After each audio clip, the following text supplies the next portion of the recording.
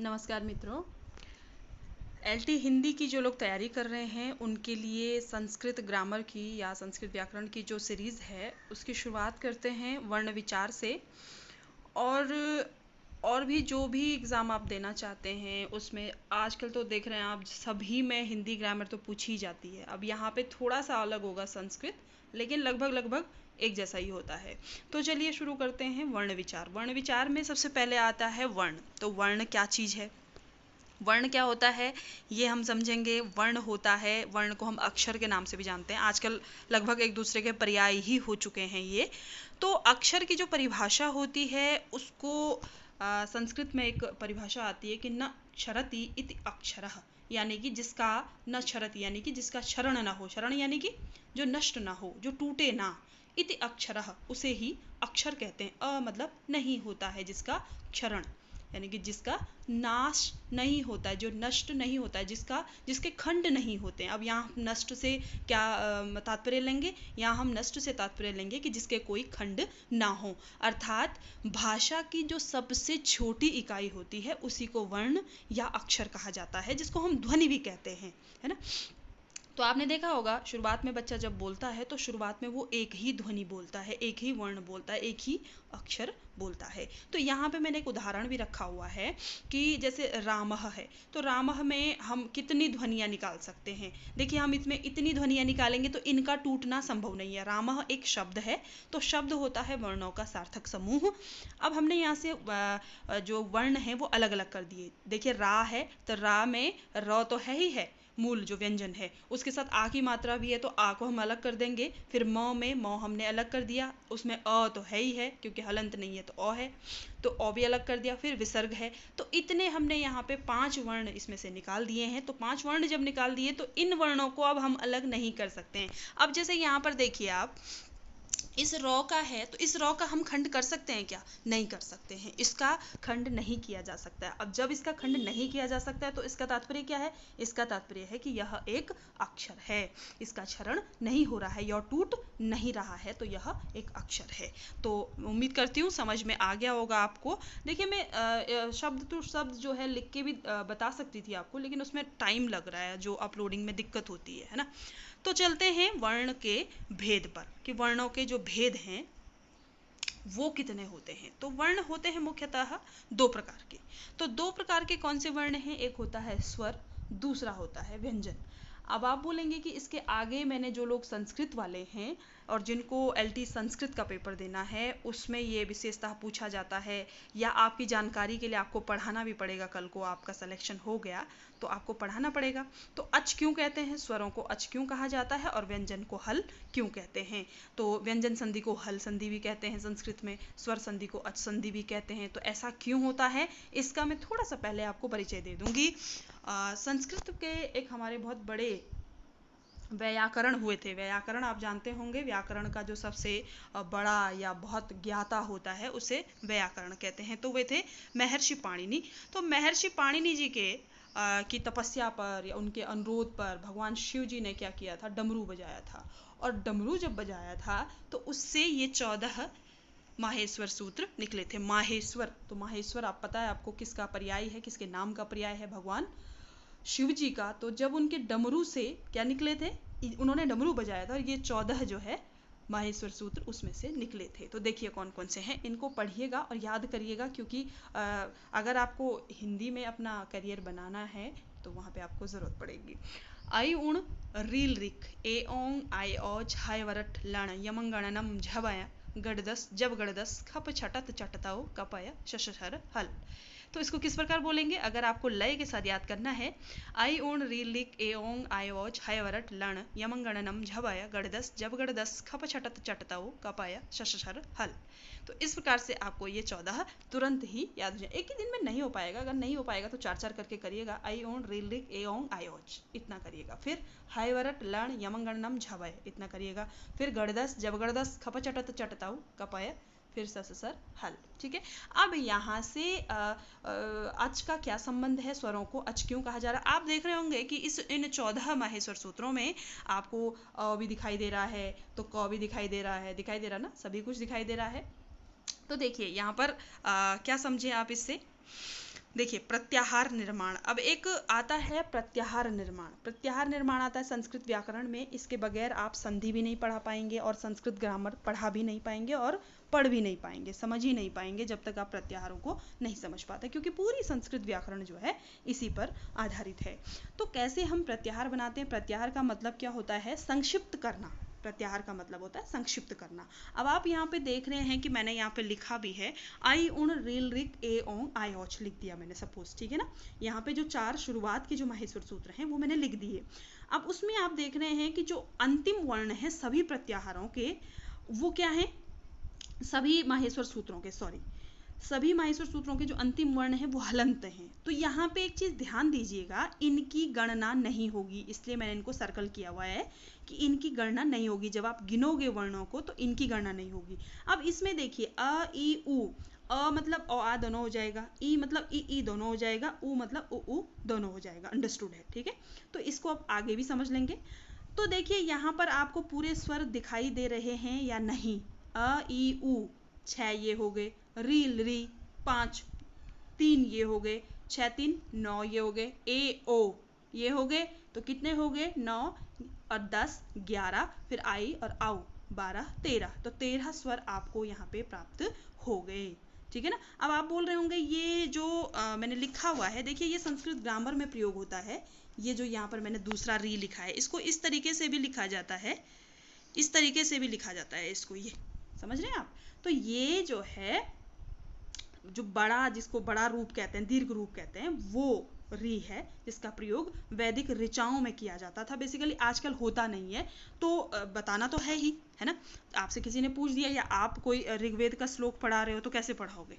तो ये सब आपको जानने के लिए जरूरी है। तो इस प्रकार से हमने क्या देखा? देखिए आई उण रील रिक ए ओंग आई औच, 4 प्रत्याहारों में अ से लेकर के ए औच का चौ तक के जितने भी वर्ण हैं वो सभी क्या हैं? स्वर हैं। तो आयोन रिलिक एओंग आई औच, इतने कितने हैं? ये 4 माहेश्वर सूत्र। तो 4 माहेश्वर सूत्रों में सारे स्वर आ जा रहे हैं, इसलिए स्वरों को क्या कहा जाता है? अच कहा जाता है। आई उण का अ और ए औच का च, तो इसके बीच में सारे स्वर आ जा रहे हैं। अब आपको मैंने बता दिया कि इनकी गणना नहीं होगी। किनकी?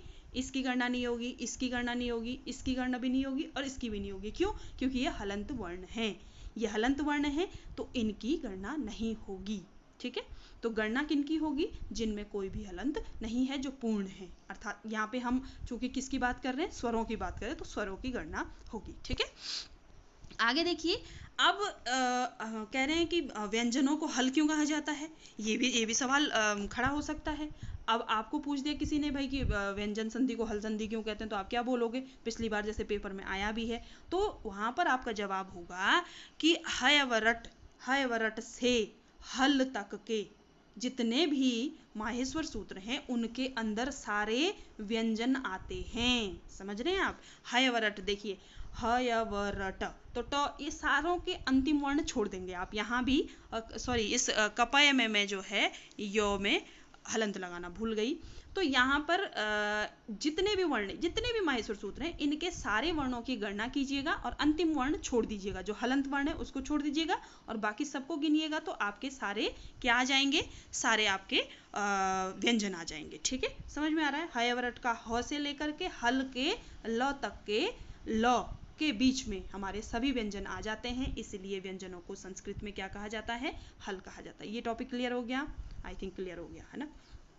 तो बढ़ते हैं वर्ण भेद की ओर। तो हमारे जो स्वर होते हैं वो कितने होते हैं? स्वर होते हैं हमारे 13। अब 13 होते हैं तो कैसे होते हैं 13? इसको कितनी श्रेणी में बांटा गया है? 3 श्रेणियों में इनको बांटा गया है स्वरों को। पहला है आपका ह्रस्व, दूसरा है दीर्घ, तीसरा है प्लुत स्वर। अब ह्रस्व क्या है? ह्रस्व मतलब होता है छोटा। ह्रस्व मतलब क्या होता है? छोटा। छोटा अर्थात जिनके उच्चारण में कितनी मात्रा का समय लगे? 1 मात्रा का समय लगे। जैसे आप उच्चरित कीजिए मेरे साथ, इन जो वर्ण है इनको उच्चरित कीजिए। अ ई उ री री, तो कितने वर्ण, कितनी मात्राओं का समय लग रहा? 1 मात्रा का समय लग रहा। तो ये क्या है? छोटे हैं। छोटे अर्थात ह्रस्व इनको नाम दिया गया है, ठीक है। तो ह्रस्व जो स्वर होंगे उनकी परिभाषा किस प्रकार बोलेंगे आप? कि जिन स्वरों के उच्चारण में 1 मात्रा का समय लगता है उन्हें ह्रस्व स्वर कहते हैं। अब मैं यहाँ पे एक चीज भूल रही हूँ, माफी चाहती हूँ उसके लिए, कि मैं स्वर की परिभाषा नहीं बताई आपको। स्वर मतलब होता है जो स्वयं उच्चरित होते हैं, ठीक है ना। उसकी बल्कि परिभाषा भी आती है एक संस्कृत में कि स्वयं राजन्ते इति स्वराः, अर्थात जो वर्ण स्वयं उच्चरित होते हैं उन्हें क्या कहते हैं, स्वर कहते हैं, और संस्कृत में उन्हें अच भी कहा जाता है, ठीक है, ये चीज मत भूलिएगा। तो वो कितने प्रकार के हैं, 3 प्रकार के हैं, इतना ध्यान रखिएगा। एक तो होता है ह्रस्व स्वर, ह्रस्व मतलब छोटा, अर्थात जिन स्वरों के उच्चारण में एक मात्रा का समय लगे वे ह्रस्व स्वर हैं। अब दीर्घ स्वर, दीर्घ मतलब आप जानते हैं बड़ा, बड़ा रूप है ना, तो दीर्घ बड़ा। तो जिन वर्णों के जिन स्वरों के उच्चारण में क्या लगे आपको, 2 मात्रा का समय लगे, जैसे आ, ई, उ, री, ए, आई, ओ, आओ, तो ये क्या है, इनके उच्चारण में आपको 2 मात्रा का समय लगाना पड़ रहा है। जब आप उच्चरित कर रहे हैं तो आप देखिए कि पहले से अधिक आपको इसमें क्या करना पड़ रहा है, उच्चारण करना पड़ रहा है, उसमें समय देना पड़ रहा है, ठीक है ना। तो इसलिए ये दीर्घ स्वर कहलाते हैं। तो दीर्घ स्वरों का जो दीर्घ स्वर की जो परिभाषा होगी वो क्या होगी कि जिन स्वरों के उच्चारण में 2 मात्रा का समय लगता है उन्हें दीर्घ स्वर कहा जाता है। अब आता है प्लुत स्वर। प्लुत स्वर आपने कई बार देखा होगा, जैसे हम ओम का उच्चारण तो हम रोज ही करते हैं ना, तो ओम के उच्चारण के समय आपने इस प्रकार का देखा होगा, इस प्रकार देखा होगा आपने, ओम लिखा हुआ, ओ देखा होगा, और ओ में आपने 3 का अंक लगा हुआ देखा होगा, 3 का अंक लगा हुआ आपने देखा होगा कई बार। तो ऐसा क्यों होता है, आपको पता है क्या? नहीं पता आपको? पता होगा आपको, ऐसी बात नहीं है। तो इसमें क्या होता है कि जो प्लुत स्वर होते हैं वे उन स्वरों के उच्चारण में 3 मात्रा या उससे अधिक का समय लगता है। 3 मात्रा, समझ रहे हैं आप, ये 3 का अंक क्यों बना हुआ है यहाँ पे, ये जो 3 आया हुआ है ये क्यों आया हुआ है? ओ, इस तरीके से बोलते हैं ना हम, जब ओम का उच्चारण करते हैं तो ओ नहीं बोलते हैं, खाली ओ के साथ हम और लंबा उसको खींचते हैं। तो आप इसके उच्चारण से समझ गए होंगे कि ये इसको प्लुत स्वर क्यों कहा जा रहा है। इसके उच्चारण में 3 या उससे अधिक मात्रा का समय लग रहा है, ठीक है। और जैसे आपने देखा होगा, रामायण पढ़ी होगी आपने, तो दशरथ विलाप देखा होगा कि राम सीते बोलते हैं ना। तो इस तरीके से जब 3 का अंक, लिखने का तरीका ये है और समझने का तरीका है कि जिन स्वरों के उच्चारण में 3 या उससे अधिक मात्रा का समय लगता है तो वहां पे क्या होता है, प्लुत स्वर, उसे प्लुत स्वर कहते हैं। अब यहाँ पे देखिए मैंने 1 3 2 3 3 3 कितनी बार लिखा है, 4 बार लिखा हुआ है। तो जितना लंबा हम खींचेंगे उतने 3 आप लगाते जाएंगे, यानी कि उतनी बार आप उतना ज्यादा उसके उच्चारण में उतना ज्यादा समय लगा रहे हैं। समझ गए? हाँ समझ गए। अब इनकी संख्या कितनी होगी, यहाँ पे मैं इनकी संख्या लिखना भूल गई। इनकी संख्या होती है 9। इनकी होती है संख्या 9। 9 कैसे हो जाएगी, देखिए किस किस के साथ ये लगता है। एक लगेगा ये औ के साथ, एक सेकेंड सॉरी,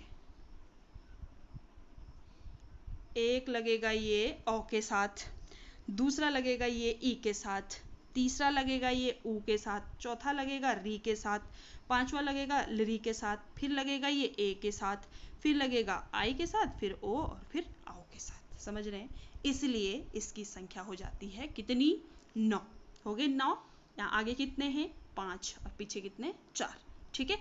अब आप कह रहे होंगे कि यहाँ पे तो रा के साथ लगा हुआ है, रॉ के साथ नहीं लगा हुआ है। रॉ के साथ आप देख रहे हैं कि आ की मात्रा है ना, तो आ की मात्रा है तो वो किसके साथ लगा हुआ है, आ के साथ लगा हुआ है। तो प्लुत स्वरों की जो संख्या होगी वो होगी 9। ह्रस्व स्वर कितने हैं, 5, दीर्घ स्वर कितने हैं, 8, प्लुत स्वर कितने हैं, 9। ये अपने ध्यान में रखिएगा, ठीक है। स्वर क्लियर हुए, हो गए होंगे।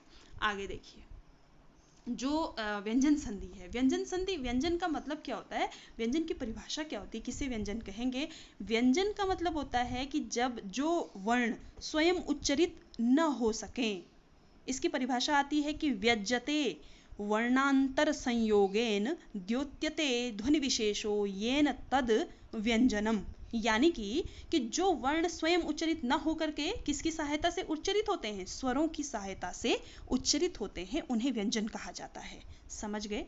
जिनका स्वयं का कोई स्वयं उच्चरित जो नहीं हो सकते हैं, स्वरों की सहायता से जो उच्चरित होते हैं वे व्यंजन कहलाते हैं, ठीक है। अब देखिए इसमें अब आप एक चीज़ मैं छोड़ रही हूँ, या आप लोगों को शायद पता हो नहीं पता हो, लेकिन मैं बता देती हूँ, है ना। मैं इस व्यंजन वाले टॉपिक को थोड़ा पॉज करके इस स्वर में वापस चलती हूँ। एक चीज़ मैंने, आप बोल रहे होंगे कि एक ये भी तो आता है स्वरों में, वर्णमाला में हमने ये भी तो देखा है और ये भी तो देखा है, अंग अह देखा है ना। तो अंग अह को क्या कहते हैं? अंग अह को कहते हैं अयोगवाह, ठीक है ना। ये ना स्वर हैं ना ये व्यंजन है, इनको कहते हैं अयोगवाह। स्वर और व्यंजन वर्णों के अलावा इन वर्णों का प्रयोग भी हम अपनी वर्णमाला में देखते हैं। इनको कहते हैं अयोगवाह। अयोगवाह मतलब अ मतलब नहीं है, जो योग्य अपने आप को वहन करने के लिए, वहन करने के लिए यानी कि जो स्वतंत्र रूप से प्रयोग नहीं हो सकते। आपने देखा कभी कभी, आपने ऐसा देखा कि कहीं पे अपने आप ऐसा लगा हो, आपने देखा कि क लिखा हुआ है, क लिखा है या अ लिखा है, लेकिन कहीं आपने खाली विसर्ग देखा? नहीं देखा। कहीं आपने खाली अनुस्वार देखा? नहीं देखा। ये जब भी लगेंगे किसी न किसी वर्ण के पीछे जाकर के लगेंगे, किसी न किसी वर्ण के। जैसे कह लिख दिया है ना, मह लिख दिया, या मम लिख दिया, या कम लिख दिया। इस प्रकार से किसी न किसी वर्ण के ये ऊपर या पीछे प्रयोग होते हैं, इसलिए इनको अयोगवाह कहते हैं। अब आपको प्रश्न आ गया कि भाई अयोगवाह किसे कहते हैं? तो अयोगवाह अंग और अह को कहते हैं, ठीक है। इसलिए ये वहाँ पे अ के साथ प्रयोग हो रखे हैं। ये अपना भार वहन करने के योग्य नहीं हैं, या इनका स्वतंत्र प्रयोग नहीं होता है। ये स्वतंत्र रूप से प्रयोग नहीं होते हैं, किसी न किसी वर्ण के ऊपर या पीछे लगते हैं, ठीक। आई होप आप समझ गए होंगे।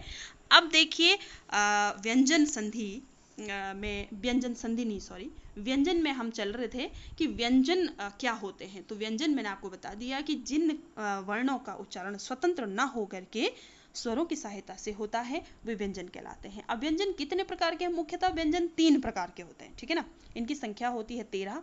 हल इन्हें क्यों कहते हैं वो मैं पहले बता चुकी हूँ। स्पर्श व्यंजन, अंतस्थ व्यंजन और ऊष्म व्यंजन।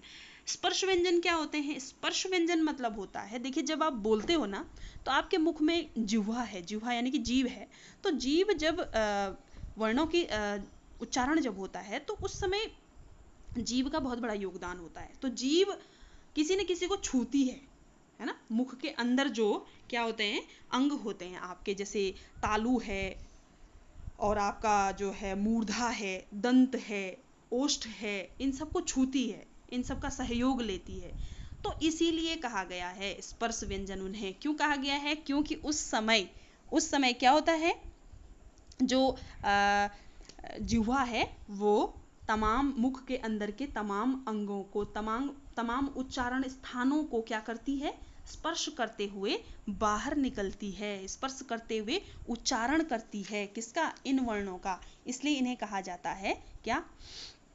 स्पर्श वर्ण। अब कितने उच्चारण स्थान हमारे मुख के अंदर होते हैं? हमारे मुख के अंदर होते हैं, सबसे नीचे होता है कंठ, फिर होता है तालु, फिर होता है मूर्धा, फिर दंत, फिर ओष्ठ, फिर नासिका, फिर कंठ तालु संयुक्त हो जाता है कंठोष्ठ, कंठ और ओष्ठ, फिर दंतोष्ठ, दंत और ओष्ठ, फिर जिह्वा मूल।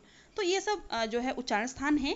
तो जब इनको स्पर्श करते हुए जिह्वा किसी शब्द का, इन वर्णों का जब उच्चारण करती है, तो इसीलिए इनको स्पर्श वर्ण कहा जाता है। इतना क्लियर हुआ?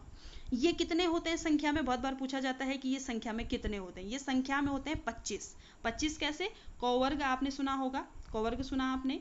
कौवर्ग जो हमारी वर्णमाला होती है, उसमें कितने वर्ग होते हैं? उसमें वर्ग होते हैं 5।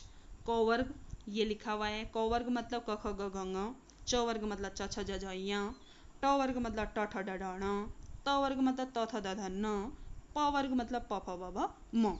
तो ये 5 वर्गों के पाँच वर्ण, सभी वर्गों के 5 वर्ण, 5 वर्ग हैं और 5 वर्गों के 5 वर्ण, यानी कि टोटल 25 वर्ण। तो स्पर्श व्यंजन कितने हैं? 25 हैं। समझ गए? अब देखिए ये जो पांचवें वर्ण है ना, यंग, य, ण, न, म, इनको नासिक्य वर्ण भी कहा जाता है। इनको कहते हैं नासिक्य। इनको नासिक्य भी कहते हैं। देखिए ये संधि में भी काम आएगा आपके, और आपके ये ना अभी उच्चारण स्थान में पढ़ाने वाली हूँ तो उसमें भी काम आएगा। इसलिए ध्यान रखिएगा कि नासिक्य वर्ण कौन से हैं। 5 वर्गों के पंचमाक्षर कहते हैं इन्हें। पंचमाक्षर यानी कि 5वें अक्षर। पंचमाक्षरों को नासिक्य वर्ण भी कहा जाता है। समझ गए? इतना समझ गए ना। अब अगले वर्ण पे चलते हैं। अगला क्या है? अगला व्यंजन कौन सा है? अंतस्थ व्यंजन। अंतस्थ व्यंजन अंतः धन स्थ, अंतः में स्थित। अंतः में स्थित यानी कि न तो स्वर है और न ही व्यंजन है। इनको लुंठित भी कहा जाता है। इनका जो उच्चारण होता है ना, न स्वरों की तरह होता है और न पूरी तरीके से व्यंजनों की तरह होता है। स्वरों की तरह यानी कि न तो स्वतंत्र उच्चारण होता है और न ही पूरी तरीके से ये स्वरों पे डिपेंड होते हैं, तो इसलिए ये अंतस्थ कहलाते हैं। ये अंतः में स्थित, बीच में स्थित होते हैं, न स्वर है न व्यंजन है, इसलिए ये अंतस्थ हैं। समझ गए? य र ल व ये 4 वर्ण होते हैं। कितने वर्ण होते हैं ये? इनकी संख्या होती है 4। बहुत बार ये क्वेश्चन आता है, चाहे वो कोई भी पेपर है, ज़रूरी नहीं है कि LT के पेपर या कोई भी पेपर, और फॉरएवर आपके लिए भी जानना आवश्यक है कि भाई ये होते क्या हैं, है ना, कितनी इनकी संख्या होती है। तो संख्या में ये होते हैं 4।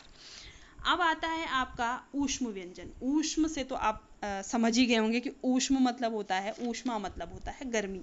अब ऊष्म व्यंजन किसे कहते हैं? ऊष्म व्यंजन जब इन वर्णों का उच्चारण होता है ना, तो मुख से क्या निकलती है?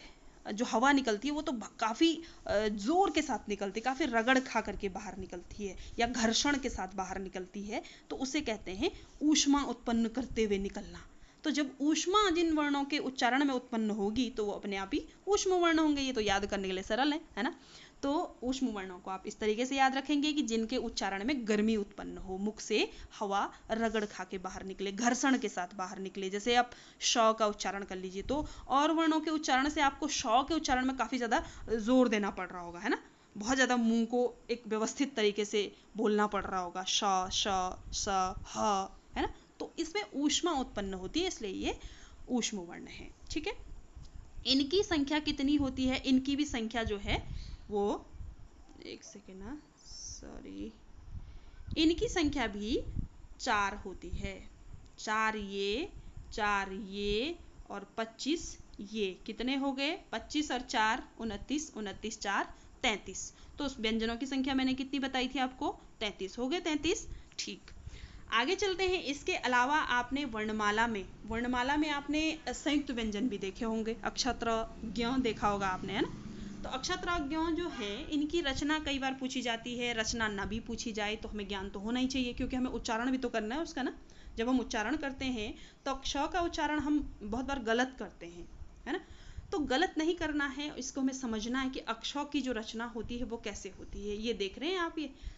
तो जब भी जो है हम उच्चारण करेंगे, तो उच्चारण करते समय एक चीज़ हमें ध्यान देनी है कि जो पहले वाला जो अक्षर है वो है क। तो क का उच्चारण अक्षर में हम क्या करते हैं कि क का उच्चारण ज़्यादा करते हैं और श का उच्चारण कम करते हैं। लेकिन ऐसा नहीं होना चाहिए। जो वर्ण बाद में लग रहा है वो पूरा है, पहले वाला आधा है। समझ रहे हैं आप? तो क कम बोलेंगे, श ज़्यादा बोलेंगे। तो हलंत धन र, तो हलंत यानी कि वो आधा है। जो व्यंजनों का जो मूल रूप होता है वो मैंने आपको नहीं बताया कि व्यंजनों का जो मूल रूप होता है वो इस तरीके से होता है। इस तरीके से व्यंजनों का मूल रूप होता है। जब इसमें अ स्वर मिल जाता है तो अ स्वर का काम क्या है कि सभी व्यंजनों को कैसा बनाना? ऐसा बनाना। रूप उनका कैसा होना चाहिए? ऐसा, जैसा हम अपनी वर्णमाला में देखते हैं, ऐसा देखते हैं हम वर्णमाला में।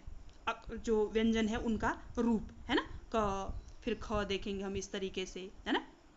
तो इनका रूप कब ऐसा हुआ? जब इनके साथ अ जुड़ा, अ स्वर जुड़ा। तो ऊपर हमने जैसे व्यंजन की परिभाषा में डिस्कस किया था कि व्यंजन वो होते हैं जो स्वरों की सहायता से उच्चरित होते हैं या स्वरों की सहायता से बोले जाते हैं, स्वयं वो उच्चरित नहीं हो सकते हैं।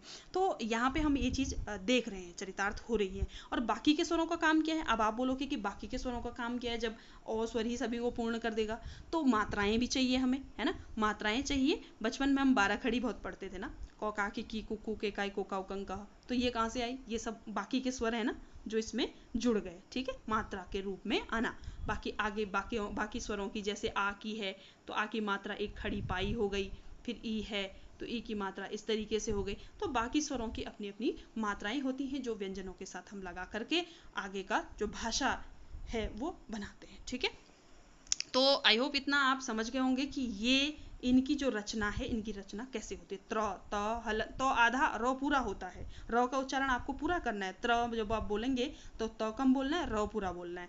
ज्यों, जैसे विज्ञान बोलते थे, इसको ज्यों बोला करते थे पहले, संस्कृत में इसको ज्यों ही कहा जाता। अभी भी जैसे हम वो पढ़ते हैं वैदिक, जो वैदिक ऋचाएँ होती हैं, तो उसमें इसको हम ज्ञ नहीं बोलते हैं, विज्ञान नहीं, विज्ञान, इस तरीके से इसका उच्चारण होना चाहिए।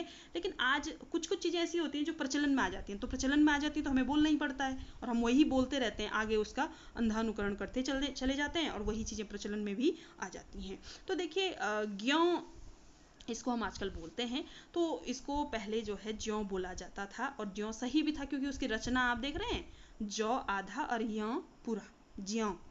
श्र भी कई बार आजकल आप देख रहे होंगे, आजकल जो स्मार्टफोन हमारे आ गए हैं तो उसमें जो कीपैड डले हुए ना, तो कीपैड जब आप लिखते हैं तो उस समय ऊपर से ये सौ लिखिएगा आधा यूं, फिर ये रॉ लगाएगा इस तरीके से, है ना, तो इस प्रकार का वो लिखने लगा है। तो उससे सीधे सीधे ये आप देख सकते हैं श्र की रचना स और र, श्रीमान जैसे लिखते हैं, तो उसमें कौन सा, किस किस का योग है, श का योग है और र का योग है। आप देख रहे हैं ये ऐसे, इसने जो है ये आपका स है ये वाला, और ये र है नीचे, र यानी कि जब आप रॉ लगाते हैं ना, ट्रॉ जैसे हम बोलते हैं, ट्रॉली, यूं, ट्रक, इस तरीके से रॉ नीचे लगा दिया।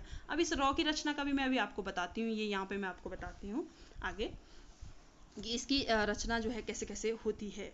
ठीक है, तो आप ये समझ गए कि संयुक्त व्यंजन किसे कहते हैं, ये हम देखते हैं। तो संयुक्त व्यंजन बेसिकली बोलते किसे हैं, संयुक्त व्यंजन जो है बेसिकली बोलते हैं जब दो व्यंजन, दो अलग अलग व्यंजन मिल करके किसी तीसरे व्यंजन की रचना करते हैं, तो वो कहलाता है संयुक्त व्यंजन। समझ गए। अब एक आता है द्वित्व व्यंजन। द्वित्व व्यंजन क्या चीज है, जब एक ही व्यंजन दो बार प्रयोग हो, एक बार आधा एक बार पूरा, एक बार आधा एक बार पूरा। जैसे आप यहाँ पे देख रहे हैं, ये देखिए गन्ना, गन्ना में एक नौ आधा है एक नौ पूरा है, और एक जो आधा एक जो पूरा है। तो इसमें एक चीज ध्यान दीजिएगा, कई बार हम ऐसे भी लिख देते हैं द और नीचे द, तो ऊपर वाला हमेशा छोटा होगा, नीचे वाला हमेशा बड़ा होगा, यानी कि ये आधा है और ये पूरा है। तो यहाँ पे आप देख रहे हैं उद्देश्य में जैसे लिखा है, तो पहले के नीचे हलंत है, यानी कि वो आधा है। ठीक है, अब देखिए आधे वर्णों को या व्यंजनों को, जहाँ पे आधा होगा, व्यंजन अपने मूल रूप में होगा, तो उसको लिखने का तरीका जो है, एक तो ये है और एक ये और ये है। इसी के साथ हमने एक तो ऐसा भी हम लिख सकते हैं, दो हलंत करके, दो दूसरा जो पूरा है उसको आगे लिख दीजिए, और अगर ये आधा है तो ये स्वतंत्र रूप से प्रयोग नहीं हो सकता बिना हलंत के, नहीं हलंत लगाना है तो दूसरा दो भी उसी के साथ लगा दो। लेकिन आजकल प्रचलन में ये आ रहा है, क्यों आ रहा है, क्योंकि हम लोग लिखने में बहुत सारी गलतियां करते हैं। ठीक है, तो ये हो गया आपका द्वित्व व्यंजन भी हो गया। फिर एक चीज और मैं आपको बताना चाहती हूँ, जैसे आपका विद्यालय आ रहा है ना आजकल, तो विद्यालय में, विद्यालय इस तरीके से भी हम लोग लिख रहे हैं, विद्यालय इस तरीके से भी हम लोग लिख रहे हैं, और इस तरीके से भी हम लोग पहले लिखा करते थे, जब हम लोग पढ़ा करते थे तो हम लोग ऐसे लिखा करते थे, है ना। तो इसमें क्या परिवर्तन आया है, आप देख रहे हैं कि यहाँ पे दो हलंत है और यहाँ पे या लिखा हुआ है, यहाँ पे द आधा ही है किंतु इसी य के साथ मिला दिया गया है। तो चूंकि आजकल हम लोगों ने गलतियां ये की हैं कि जब हम इसको बोलते हैं तो हम विद्यालय नहीं बोल करके विद्यालय बोलने लगे थे, तो इस विद्यालय की गलती को दूर करने के लिए, इसका उच्चारण शुद्ध करने के लिए हम विद्यालय बोलते हैं। ठीक है ना, ये विद्यालय हम लिखने लगे, ये हमें बोलना चाहिए, इसीलिए इस तरीके से इसका रूप आजकल परिवर्तित होकर के हमारे सम्मुख आता है। आजकल की जो नई किताबें हैं, नई किताबों में आप मोस्टली ऐसा ही देखोगे, है ना। पहले इस तरीके से लिखा जाता था, क्यों, क्योंकि पहले यही प्रचलन में था, तो हम लोगों ने इसका रूप क्या बना दिया था, द्यो का रूप हमने कैसा बना दिया था, इसमें और इसमें, ये घ और द्यो में हमने कोई अंतर नहीं छोड़ा था। तो ये देवनागरी लिपि का एक दोष भी माना जाता है, जो चूंकि उसमें अब परिवर्तन भी हो चुका है, तो पूर्ण तरीके से तो नहीं हुआ है, पुराने लोग अभी भी इसी तरीके का हम लोग लिखते हैं, तो हम लोग इसी तरीके का लिखते हैं, और जो नए बच्चे हैं, नए बच्चों ने यही देखा है, नए बच्चे ये देखते हैं तो वो यही लिखेंगे, है ना। तो हमें जैसे द्यो की रचना देखनी है हमें, कि द्यो की रचना किस तरीके से हुई, द्यो की रचना देखनी है, ये द्यो की हमें रचना देखनी है, तो दो हलंत धन य, ये दो हलंत है और य, इन दोनों को मिला करके ये द्यो बना हुआ है। चाहे तो हम इसको दो ऊपर देखिए, दो कभी भी कोई भी संयुक्त व्यंजन अगर आए, संयुक्त व्यंजन ये है ना, दो अलग अलग व्यंजन मिला के किसी तीसरे की रचना कर रहे हैं, तो जब भी इस तरीके का प्रयोग हो तो जो ऊपर वाला होता है वो हमेशा छोटा होता है या हमेशा आधा होता है। छोटा का मतलब आधा, आधा मतलब व्यंजन है वो सीधे, और नीचे वाले में स्वर मिला हुआ है, यानी कि वो पूर्ण है, वो पूर्ण व्यंजन है। ठीक है, समझ रहे हैं आप? तो ये इसका बाकी भी इसमें अभी बहुत कुछ है, बहुत कुछ क्या है, जैसे सघोष है, अघोष वर्ण है, तो ये संस्कृत में तो उसमें आते हैं, क्या नाम, आपके प्रयत्न, प्रयत्न करके एक चैप्टर आता है, तो उसमें मैं आपको इसको समझा दूंगी। और बाकी हिंदी के अंदर ये इन्हीं वर्णों के अंदर आता है, सघोष वर्ण, अघोष वर्ण, संघर्षी, अल्प प्राण, महाप्राण, इस प्रकार से आते हैं, तो वो भी जानने आपको बहुत ज़रूरी है। कई बार पूछ लेता है कि भाई ये जो अच्छे अच्छे लेवल के एग्ज़ाम आप दोगे तो हिंदी के एग्ज़ाम में भी वो पूछा जाता है कि इनमें से सघोषी वर्ण कौन, सघोष वर्ण कौन से हैं, अघोष कौन से हैं, और अल्प प्राण कौन से हैं, महाप्राण कौन से हैं, तो उसका भी मैं अलग से आपको बनाऊंगी। ठीक है, अभी के लिए इतना काफ़ी है। इसके बाद अगर आपको कोई भी चीज़ इसमें समझ में ना आई हो तो आप बेझिझक मुझसे कमेंट बॉक्स में पूछ लीजिए। Thank you.